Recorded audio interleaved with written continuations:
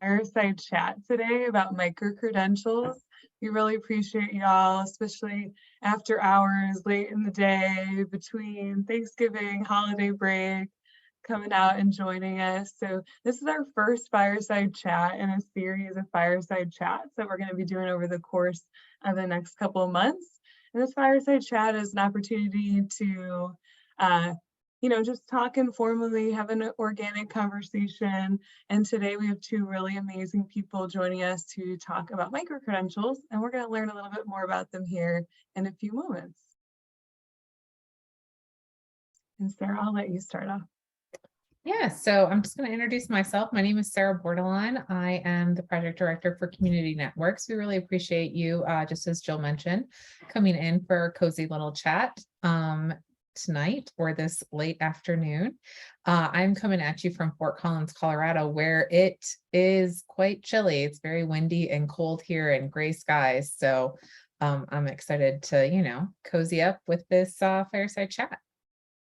Yeah, and I'm going to introduce myself. I'm Jillian Daga. I'm also project director of Community Networks, and I'm coming to you from Columbus, Ohio. And this has been our first day where we've seen sun in about a month. So I'm having the opposite experience of Sarah. And just, again, I want to say thank you all so much for being here with us tonight. We're excited for this conversation. And we want to go ahead and introduce our lovely guests for tonight. I'm going to start off with Dr. Rita, if you want to go ahead and introduce yourself. Sure, thanks, Jill. So I'm Rita Fennelly-Atkinson, and I'm the director of Digital Promises Micro-Credentials Program. And I'm coming to you all from Austin, Texas, where it is cold and rainy, but not too bad. So I feel like I'm in the middle between you two, but I'm really happy to be here. Awesome, thank you, Rita. And then I'll kick it over to Camden. Hi, everyone. I'm continuing in a long line of hyphenated named folks. I'm Camden Hanzlick-Burton. I'm Associate Director of Onboarding and Coaching. I support schools in our first couple of years of the Verizon Innovative Learning Schools program. I was a longtime high school science teacher. I live in Kansas City on the Kansas side, for those of you that means something to. In traditional Midwest fashion, it is 56 degrees and it will be 29 degrees tomorrow morning. So that's just how things work over here. Beautiful. Thank you, Camden. And tonight our conversation is going to focus around micro-credentials. We're going to be asking Rita and Camden some questions about micro-credentials in general, and then narrow in a little bit about how micro-credentials fit in with the Verizon Innovative Learning Schools program, and really with the ultimate goal of spurring some excitement, maybe some newfound interest, maybe some deeper understanding of what micro-credentials are, how you can earn them, why they may be beneficial to you and furthering your practice. So we'll go ahead and get started. We're going to ask both of our panelists. We'll start off with Dr. Rita. If you could tell us a little bit about your work and yourself, your educational journey, and your connection to micro-credentials. Sure. So I am a former educator. I have taught in both California and Texas. And I primarily worked as a secondary science teacher and then specialized in special education later on in my career. And I used to be a technology design coach to support teachers with their technology integration, which is how I became involved in the VILS program. So I'm a former VILS coach, and then also worked with Jill and Sarah and Camden previously as part of the VILS program. And throughout that entire time, I had been using micro-credentials, and of course we use micro-credentials. I have earned a lot of micro-credentials in my time as an educator. And for me, they have been very helpful because they've provided a way for me to pursue opportunities that had never quite been accessible to me before. So I find it very exciting. And when I had the opportunity to work with Digital Promises micro-credentialing program, I was very, very excited. So that's just a little bit about me and my connection to micro-credentials. To me, micro-credentials are just a way to elevate and provide different types of opportunities and demonstrating your skills. So that's a very powerful thing to me right now.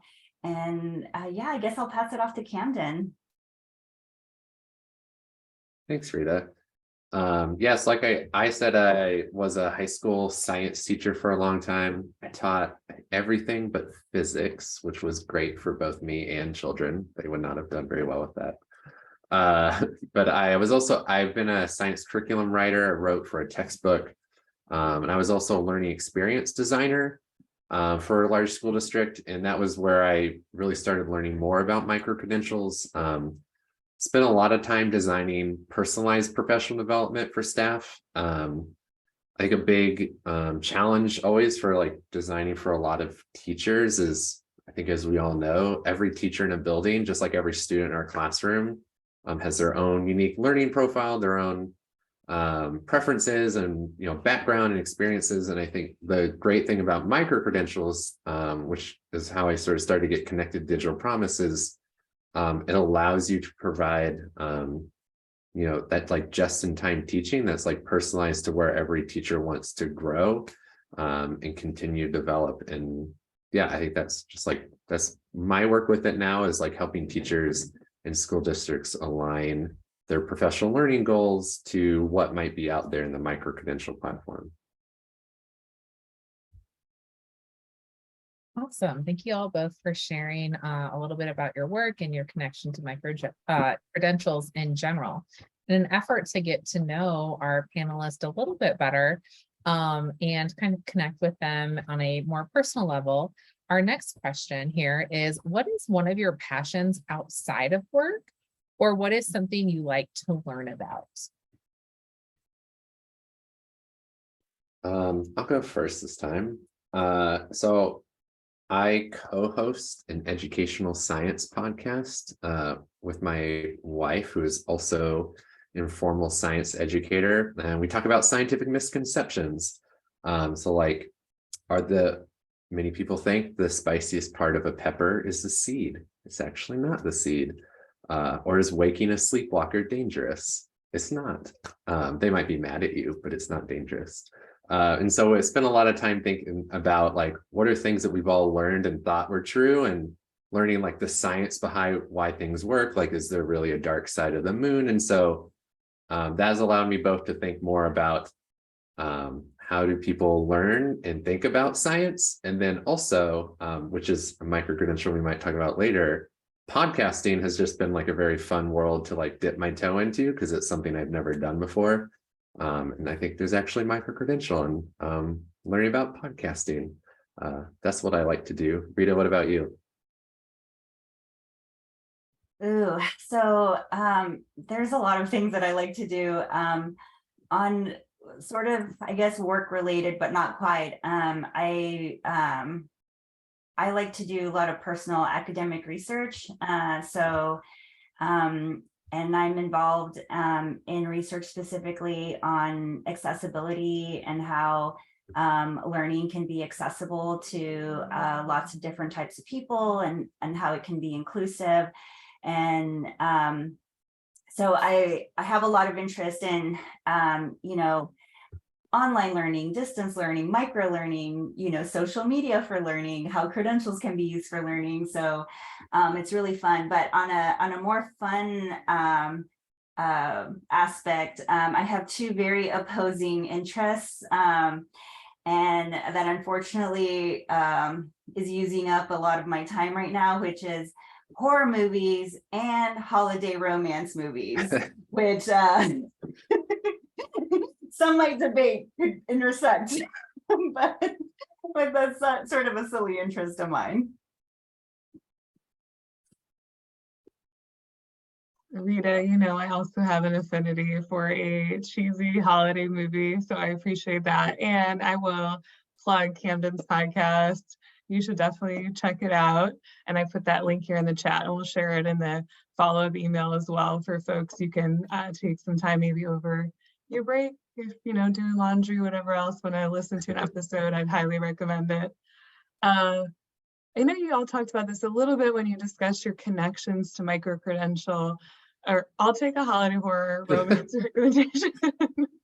That fusing of genres would be quite interesting. I'd love to see someone do that. I know y'all talked about this a little bit when you spoke about your connection to micro-credentials, but we'd love for y'all to elaborate a little bit more on your definition of a micro-credential and how, to you, does a micro-credential differ from more traditional or typical professional learning opportunities? Well, I know previously I had mentioned like just in time, and in my mind that the part about that was always important to me for teachers was everything happens so fast in the classroom, and so for me it was when we had the typical, and there are places for like the stand and deliver, like everyone gets professional development at the same time when we're all working on something collectively as a school, but there were also times where every teacher, had their own learning progression that they were working on or that they were placed within. And I found micro-credentials, allowed someone to have that like bite size of working towards a skill that really met them where they were at. And it was personalized to where they wanted to continue growing. And it was, the biggest thing for me is up to date with learning science. It can be really hard when you go out into the wilderness of trying to find something that is both what you want and to know like this comes from like reputable current learning science. And so I think all of those really get married nicely in micro-credentials, which I think Rita can speak a lot more to. Yeah, no, Camden, I think you gave a great starting definition.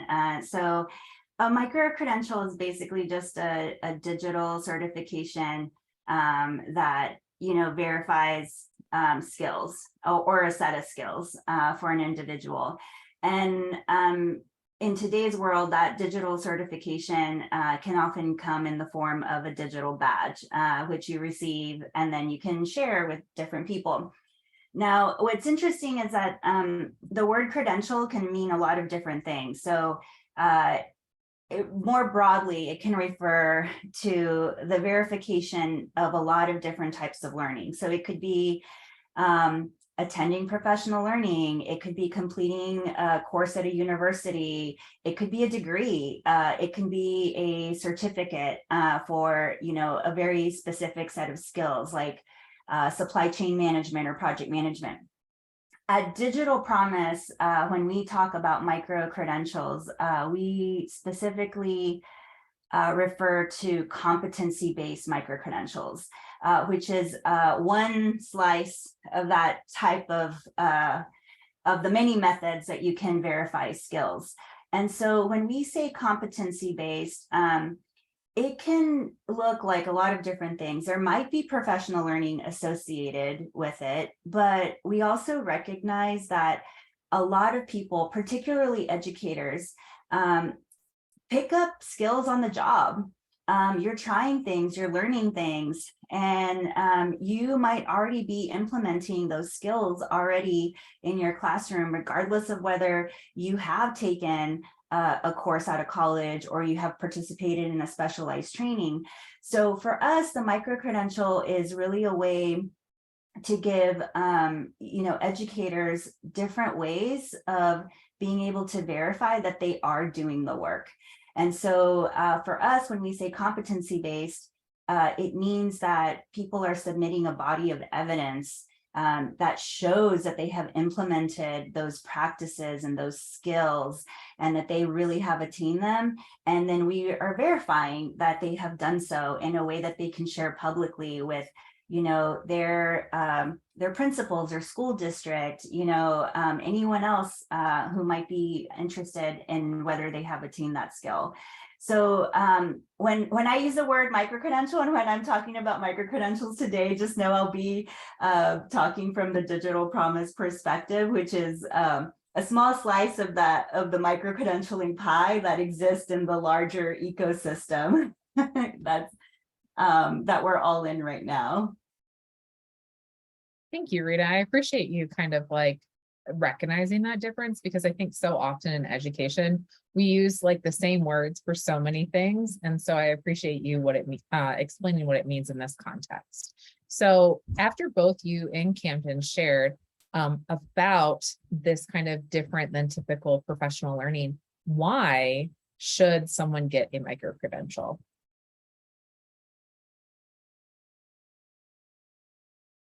I guess I'll go first, Camden. So, there's a lot of different reasons why you should get a micro-credential. I would say for me, one of the best reasons to get a micro-credential, and I think I found this when I was a teacher myself, was that oftentimes my school district didn't always offer the opportunity for me to participate in professional learning or different types of way of recognizing the work that I was doing and that I was interested in being known for. And so seeking out micro-credentialing opportunities really gave me a way to pursue my professional learning interests and goals, and then also receive recognition that I could share. And, I was lucky enough that, the people that I worked for would often give credit towards continuing education, towards my, teaching certificate and things like that. But I think that's one very powerful reason. Camden, what have you found in your experience? I think for me, a lot of it was like that sort of seeking the like validation, but also opportunities for reflection. I think something I always heard as a teacher, and I know teachers hear a lot, is like, the best reflection can just come from yourself, watching yourself teach, or just even, processing like what you've been teaching and how that's going. And I think in the micro-credentials for me, what has been helpful is, like was mentioned earlier, in education, a lot of words get used interchangeably. And so I think of, there's a micro-credential that I think is about like using data, like collaborative data. And I think that's something that every school, will say that we do use data like that. But for me, it was helpful in thinking about like, am I really doing the thing I say that I can do?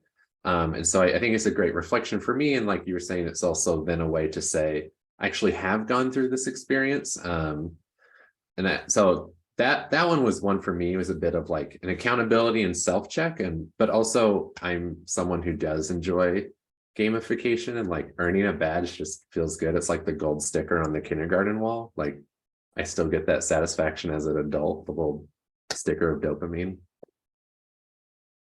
Camden, I'm really glad that you said that, because you also made me think about how sometimes when you pursue a micro-credential, it's also about finding a community of practice. And I think sometimes you get connected to other people who are interested in a similar thing, and who are interested in extending their practice in a specific way. And it really kind of helps you find people that you can kind of have those conversations, especially when you face challenges. Because I know every time I try to implement something new, it didn't always go very well the first time. And there was a lot of, a process of iteration, to kind of get to where you wanted to go, as you were saying. And another thing that you also reminded me of was, one of the things that I think I found lacking when I was a teacher was we would have observations, from our, principals or assistant principals, and sometimes other people would come through our classrooms, but usually the observations were very brief. And they weren't necessarily always at times when I was showing or, implementing something that I was really proud of. So another thing that I really liked about micro-credentials was that it was an opportunity for a third party to recognize that I was doing this work. And I think that also had a lot of meaning for me. I don't know if you found that as well. I do. I really like, feedback is so tricky. I think in a lot of places, but especially in education, because at least when I was in my classroom, like you're so attached to your classroom, like that is like your lab, that is like your students, your family are there, right? And so like there's such a like feedback can be, it can be hard to get criticism, and I think everyone can speak to different levels of successful coaches and mentors and ones that they wish had gone differently. And I think to your point, like getting that feedback and being comfortable with that feedback, and also getting feedback for like truly the point of improvement. Because that, like you were saying, like we also all know of like the walkthroughs that happen, but maybe the intention wasn't to actually improve our practice. It was maybe to check off a box. But like this for like your own leveling up, your own just improvement, and someone who's has sort of that neutral like that lens towards you. It's hard to find that in a lot of places, and so it's just like we don't get that experience very often, so it is a really unique aspect of getting a micro credential or working towards a micro credential. Yeah, thank you both so much. You both shared so many wonderful things about the benefits about getting external feedback and feeling this sense of self-affirmation from putting together all these resources and engaging in that self-reflection. It really makes you feel good and proud, and gives you a moment to recognize all the good that you are doing. Like Dr. Rita said, encourages you to step outside of your comfort zone, try something new, and get recognition for trying something new. Camden, I'm with you about the gold stars. I'm never going to turn down a digital badge and something to put next to my name. So I'm with you on that. And thank you both for those really thoughtful responses. Dr. Rita, for folks who may be on the call or maybe watching this recording later who really do not know a lot about micro-credentials, could you walk us through the process of how one might earn a micro-credential or what that looks like? Sure. So I'll start a little more broadly. So anyone who issues a micro-credential has different criteria set. And if you meet that criteria, then you can earn their badge or micro-credential. And, like I said, it could be anything such as, you attended a professional learning training, you attended a conference, or, you completed a course at a university or some other institution. A digital promise to earn a micro-credential, like I said earlier, it's based on competencies and whether you can demonstrate that you have achieved them. So for us, when you apply for a micro-credential, we provide you with a description of the skill or skills that the micro-credential is certifying. And then going back to what Camden said earlier about being based on learning sciences research, we provide the research and the literature for the basis for why we are assessing this competency and also assessing it in the way that we are. We, cite our resources so that people can look it up, because as we all know, and especially in education, the research can sometimes change and point us in new directions. So knowing where that research is coming from is also really important, not only for us, but also for, the educators who are applying for it. Then we also provide a rubric that we are being used to assess the competency with. So that way, exactly how we are going to assess whatever you submit. And it also outlines what you need to submit. So once you have gathered all of your materials, you basically submit it as an evidence packet through the application process. And then at Digital Promise, an actual person goes through that submission and reviews it against the rubric, and they will leave feedback, not only if you're meeting the standard, but also if you're not, because again, the goal, like Camden has been articulating very well, is to grow and to reflect. And even if you are awarded the micro-credential, you still have opportunities for a reflection on what you're doing well, and maybe some areas that you could possibly even grow in. So once it's been assessed, then you are either awarded the micro-credential, in which case you can share it with anyone that you like at that point. If you're denied the micro-credential, it doesn't necessarily mean that you haven't attained the competency. It just means that the submission or the evidence that was included, maybe was missing some pieces, and you have the opportunity to address the feedback and reapply, and then hopefully be awarded that micro-credential. So it's really about growing and, then getting recognized for, that growth and that competency. I don't know if that answered fully the question, Jill, but I hope it did. Yeah, no, that was perfect. And a quick overview of that, so when you have digital promise, the micro-credential will identify the skills that you're working to prove that you have acquired or mastered. And then each micro-credential will have unique pieces of evidence that you're asked to submit to show proof that you have implemented that skill into practice successfully. There's also a rubric that's made available that you can see beforehand, so you know exactly what the evaluator will be looking for when they're examining and evaluating your submission. And then you're given feedback whether you earn it or do not earn it, so you know where you can grow, where your strengths may lie. And if you do not earn it, that doesn't discount you from attempting again and trying to earn that again and getting that coveted digital badge to share. So thank you, Rita, that was beautifully said. And that was a wonderful recap, Jill. It really was a very nice recap, Jill. So as we're thinking about earning that digital badge, what can we do with it once we've earned it?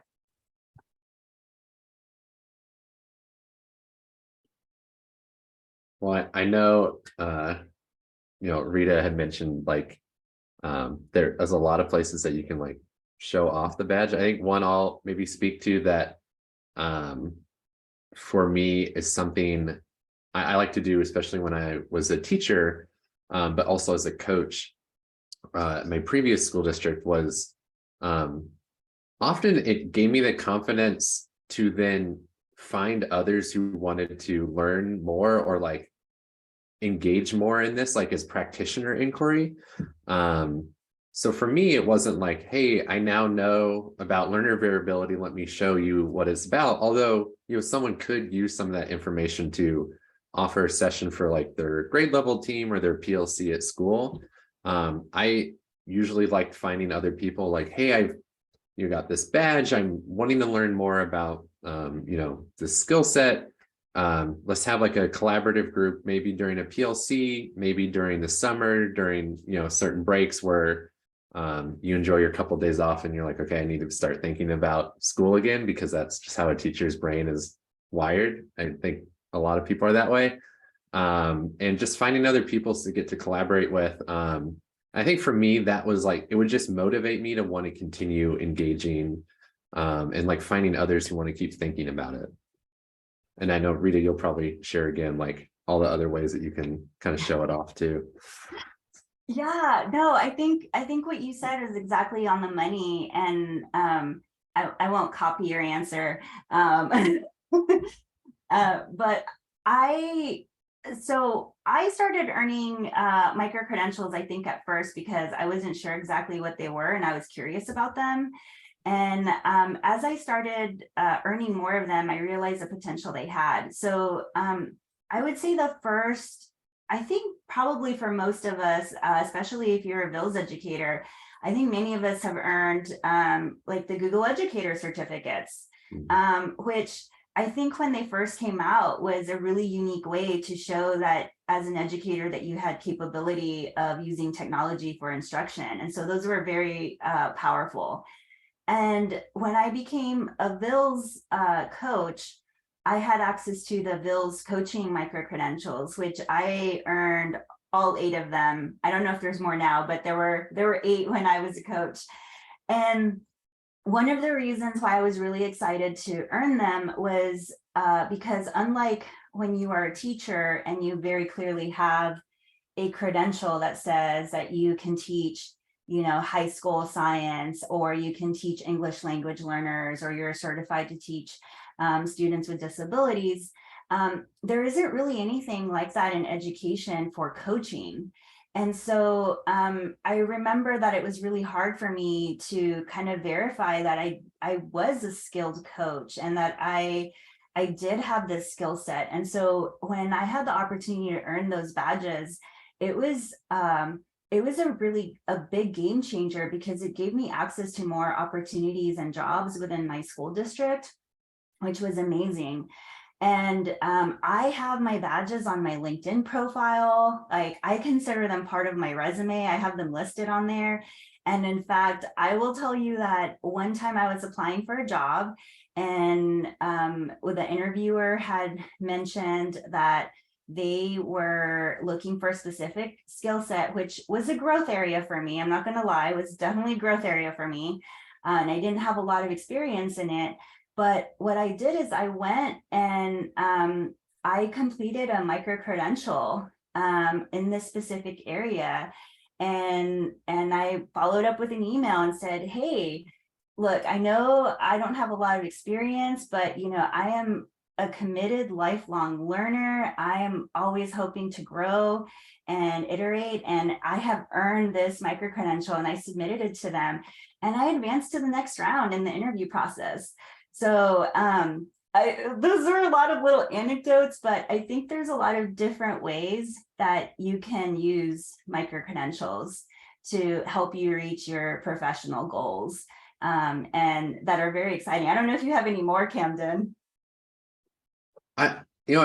For me is, I think it's just there is like a sense of like autonomy and agency that comes with this, right? Like you were speaking to curiosity. And I think as an educator, that's something I always strive for with my students. Like I'm not the sage on the stage. Like I'm not, like, you have to like the lifelong curiosity starts with like enabling that feeling in students. And like, it's a powerful thing as a teacher to experience that yourself and try to like reflect those opportunities back to students.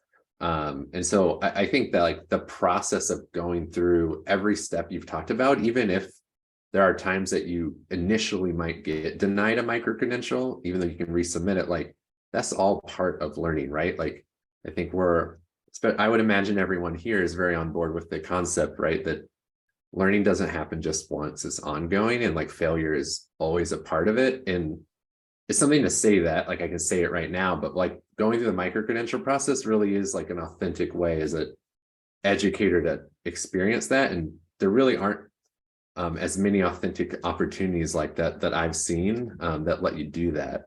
And which makes learning in and of itself very like intrinsically motivating, which is something I think we all hope happens to our children, our our students, whoever.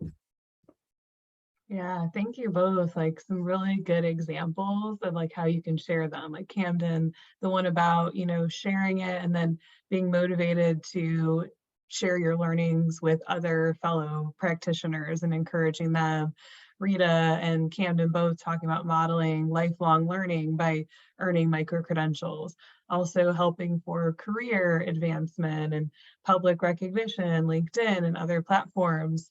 I myself have completed several micro-credentials, and I think it's also just great for personal like portfolio. When I was a coach or a teacher and completing micro-credentials, it was a great thing to use as evidence in my evaluation at the end of the year and in my coaching portfolio to show ways that I was working to grow my capabilities and work towards my professional goals. So thank you both for sharing so many wonderful examples. And I know, Rita, you mentioned some micro-credentials that you've specifically taken advantage of. I'm curious from both of you, I guess, one, what are some of your favorite micro-credentials? Or two, what are some new ones that you see on the platform that you're really excited about and maybe want to put a plug in for? And feel free to answer both or either one of those questions. All right, we'll put a plug for, we'll do a little back and forth, but I want to do one that in working with teachers, One that, because I love a scientific misconception, evergreen tools for remote learning. For me, that one was like, oh, we're not, for schools that I worked with, like, oh, we're not in remote learning anymore. You don't need to do that micro-credential. I think the misconception there, once I like worked on it, and then like helped some other teachers at some of my schools work on it as well, is like clearly, and I know Rita's probably like, yeah, duh, Camden. Like it's not just for remote learning environments, although it might say that. So teachers go through an experience where they're helping students think about the best tools to select that are appropriate for different learning situations, which I think we all want our students to be like careful consumers of information and also consider when is a tool appropriate for certain situations. And I think when I frame it that way, it's not just the remote learning situations where that's, all sorts of use in the classroom and blended learning environments, things like that. So that's one I like to put out there because I think on its face, sometimes people think, oh, that won't be relevant to me if I'm like teaching in a, four-walled classroom. I won't say my other ones yet. I want to bury the lead. What do you think, Rita? Oh man, that's no, I like that one too, and I 100% agree with you that sometimes it's fun just to kind of review what different micro credentials are and just see what they're about, because sometimes the names are misleading too. So it might have like a certain name, but then you read through the micro credential and then you're like, oh wait, this is like really interesting, or this is really up my alley. So I'm glad that you mentioned that one. So I want to promote, I'm going to put the link to it, but this is from an organization called Rosa. And so I know we have VILS educators in the room here, and I know that you all have access to a lot of VILS micro credentials, which are amazing, and I highly encourage you to explore those. We also have a lot of other micro credentials outside of VILS from a lot of different partner organizations, and one that I'm really excited about is this one from Rosa, and it's about helping students who experience negative emotions, which I think for anyone who has been in the classroom, we know happens a lot more frequently. And learning how to do that, how to handle that well, I think is always important. And so that's one that I think is really neat, and it's also free. So I'm also a huge proponent of free micro credentials. What about you, Camden? What's another one that you have up your sleeve? Oh, that's such a good one. I appreciate bringing in something because I often looking because there's a great filter on the micro credential website that'll take you through a lot of the different options. I mean, like always, like a number one, like a great one to start with is the learner variability. There's several ones for micro credentials. I think understanding learner variability was the first one I started at. Because I swear I don't only think about misconceptions, but learner variability and understanding how it's different, and how like understanding the student's full set of strengths and challenges, and not just thinking about learning styles, which is not based on like current learning science. Also introduces you to the tool, the Learner Variability Navigator, which is just like I wish when I was in the classroom, I wish I'd known about it like sooner. Like helps a million, not I don't know literally, but a lot of different research-based strategies. Thinking, truly you can think about every different kind of factor that might impact student literacy or math abilities, and then lots of strategies to try out. So definitely understanding learner variability is another favorite. I love that, Camden, and I have to 100% agree with you that the learner variability micro-credentials are some of my favorite as well. Sort of in the same line, but a little different. I also really like the micro-credentials from SELF, which is the Special Education Leader Fellowship. And they have 2 micro-credentials on their platform, and I'll drop them in the chat, that are also free.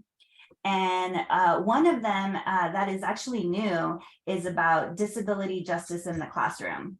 And, I've, as a former special education teacher, serving students with disabilities is, a very important thing to me, which is, Camden, why I really appreciated you mentioning learner variability, because it contextualizes student needs from a growth mindset, in that every student has unique needs. Disability is only one of them.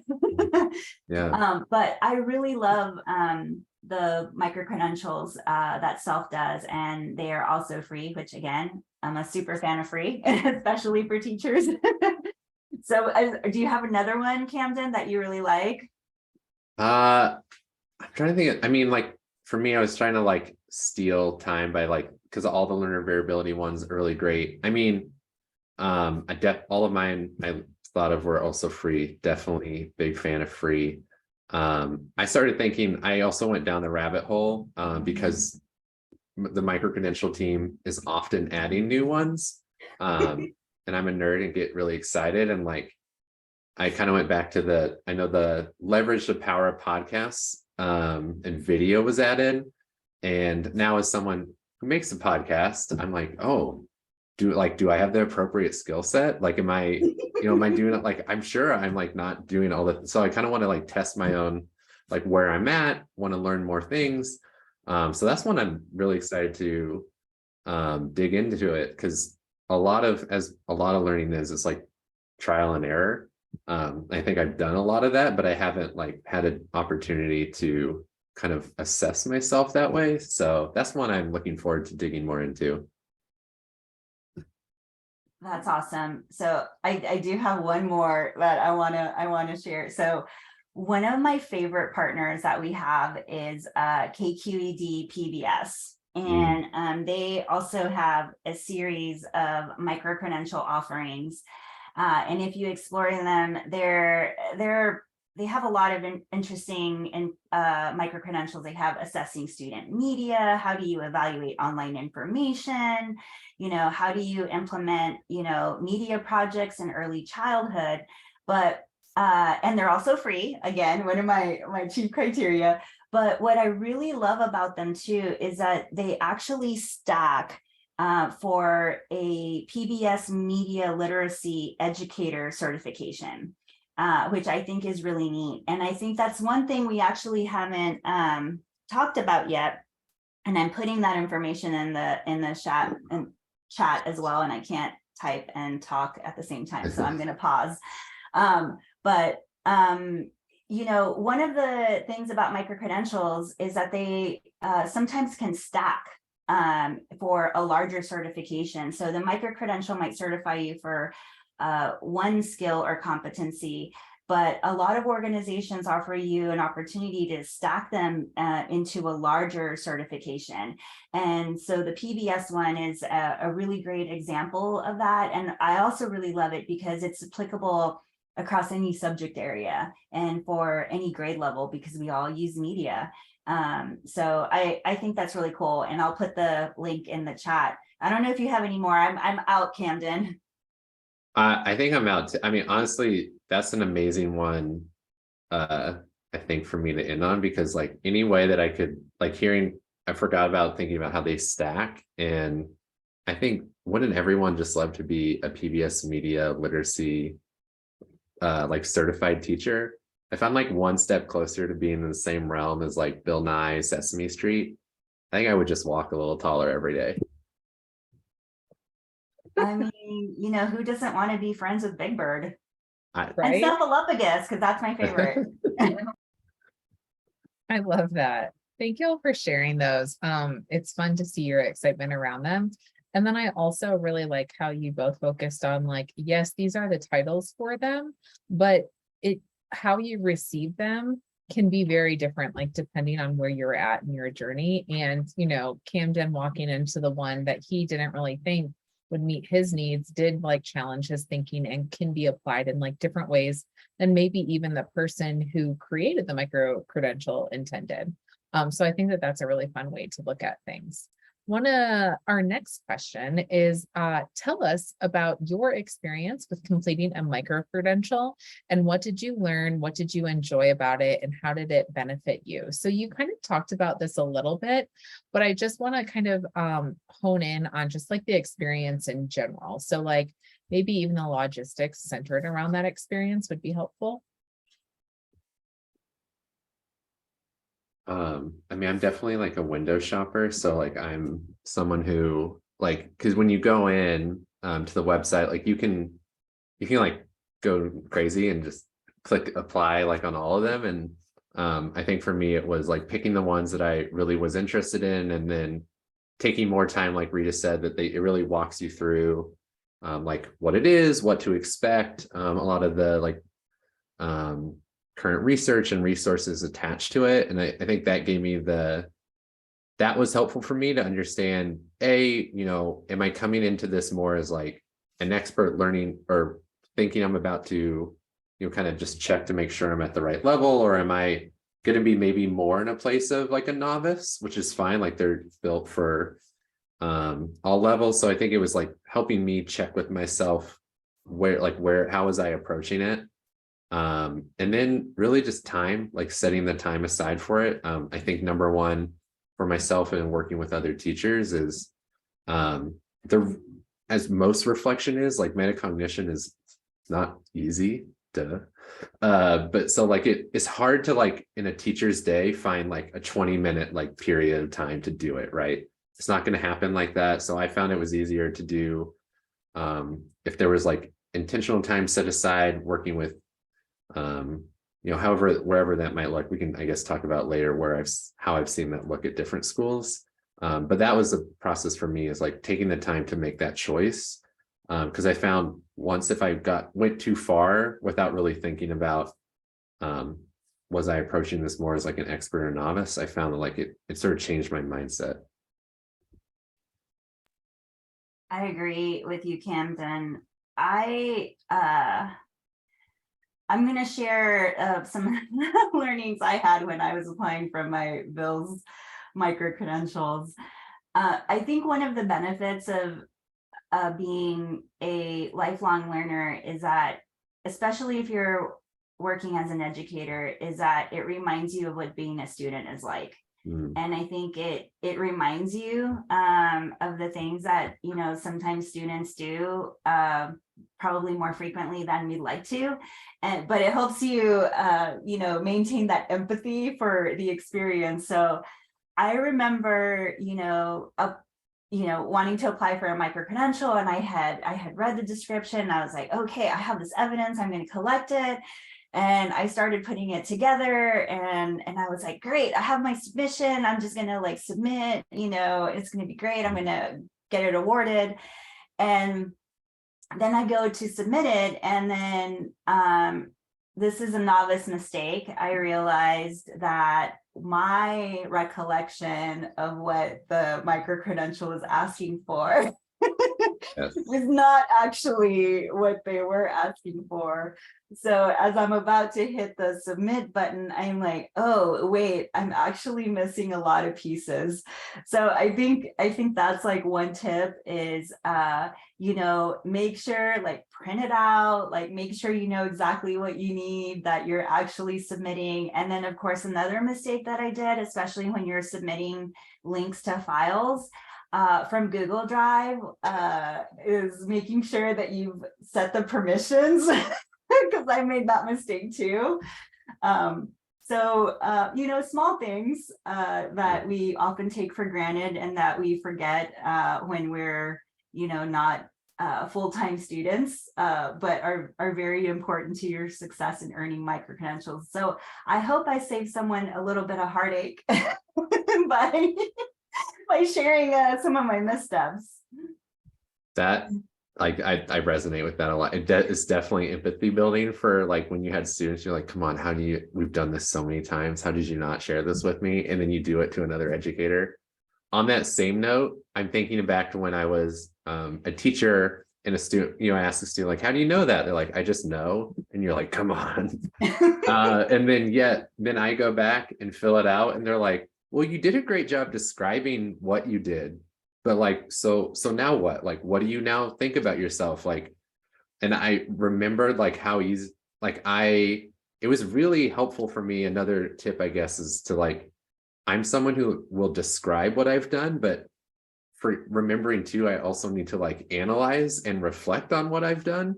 And though like those are all different types of writing, that was good practice for me. Maybe another tip for others is you also have to say the like so what part of things.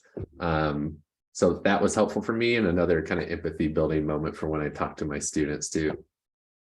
You know, Camden, I'm really glad that you mentioned that, because I think one of the misconceptions I think about micro-credentials is sometimes that a micro-credential means that you are an expert in that particular area, which it doesn't necessarily always mean that. And I know in a lot of the micro-credentials we have, the reflection component is, and the micro-credential itself is more of a moment to move your practice in a certain direction. And so it's not necessarily the intended endpoint. It's just, you know, the intention is to move your practice. And with the complete understanding that, you know, educators only have a certain amount of time in the classroom, it can be very difficult to implement new strategies sometimes. And sometimes you don't always have, you know, an opportunity to try certain strategies. You know, I'm thinking specifically, you know, in the spring when schools are really focused on, you know, test prep and things like that, it can be very hard to try new things in your classroom and try strategies. And one of the things that I have found is that a lot of micro-credentials, you know, they certainly want evidence that you have implemented the practice, but they're not necessarily interested on whether you have perfected the implementation, but more that you have reflected and have realized, you know, how it went imperfect and where the opportunities of growth are, so that way you can iterate and continue to grow your practice over time.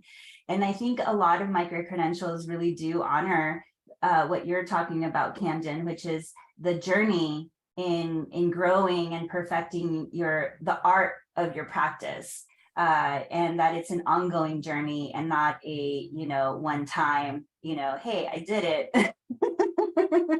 Give me my sticker.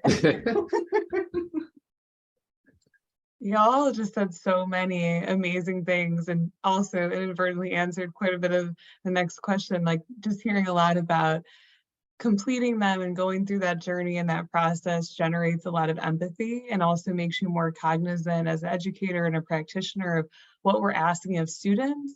And are we, you know, when it comes down to it, are we sharing Google files correctly? And I laughed at that because I also did the same thing. When I earned a micro-credential, you're so used to sharing folder or files within your institution. And when you do outside of it, you're like, oopsies, totally forgot about that. And also just like hearing you both talk, and Rita specifically, when you were saying things about completing a micro-credential, going through that journey doesn't necessarily mean you're an expert. And Camden, I heard you use the term novice, right? It's showing that you are committed, interested in, and excited about trying new practices and growing yourself as a professional practitioner. And personally, it's not about showing that you are the best at this or that you are an expert in this. It's more just showing your commitment to that growth and improvement. So thank you both for those really wonderful responses. And we wanted to close out with this final question. I know you both did answer this a little bit in your last responses, but if you have anything else you'd like to add, I'd love to hear some more. Is there any advice you would give or words that you would share with someone who is interested in earning a micro-credential, who may be hesitant or weary of going through the process? One thing I'll add, just from my experience working with school districts and other teachers, is it's great to have like a running buddy, right? Like an accountability buddy. So working in like finding someone who's in your shared common plan or a PLC, I know that was helpful for me. That finding someone who has like this common set of goals, or we're going to keep each other accountable. Like, we need to implement this in a lesson. Let's both use this as an opportunity. So that was a big one for me. It kind of helps you like naturally use the time already built in the day if you're going to use that time during the school day. And also just asking your district. Oftentimes I think teachers have been surprised by, oh, my district just gave me PD hours on top of this for engaging, or there's already a built-in process.